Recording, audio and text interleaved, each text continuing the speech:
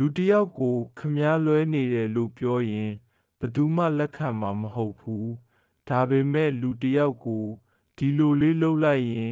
ခမားပို့ပြီးအဆင်ပြေလိမ့်မယ်လို့ပြောရင်လက်ခံခြင်းလက်ခံလာလိမ့်မယ်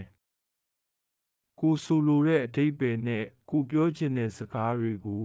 တစ်ဖက်သားကလက်ခံမှုဆိုရင်ပြောတတ်ဆိုတတ်ဖို့ကတိတ်အရေးကြီးတယ်ဘယ်တော့မှနင်မာတဲ့ငါမှန်တယ်ဆိုတာမျိုးမပြောမိစေနဲ့ပြောမဲ့ပြောနင်ပြောတာမှားတော့မမှားဘူး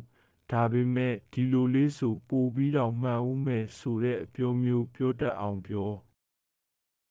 အပြောဆိုကြောင့်ပဲလူတွေရဲ့အထင်ကြီးကိုးစားတာကိုခံရတတ်တယ်လို့အပြောဆိုကြောင့်ပဲလူမုန်းများတတ်တယ်မဟုတ်လားဘာပဲဖြစ်ဖြစ်ပပနက်နက်ပြောတတ်ဆိုတတ်သူတယောက်အတွက်ကတော့အပြောဆိုကြောင့်လူမုန်းမခံရတတ်ပါဘူးလေအဆုံးထိနားထောင်ပေးတဲ့သူအားလုံးကိုကျေးဇူးတင်ပါတယ်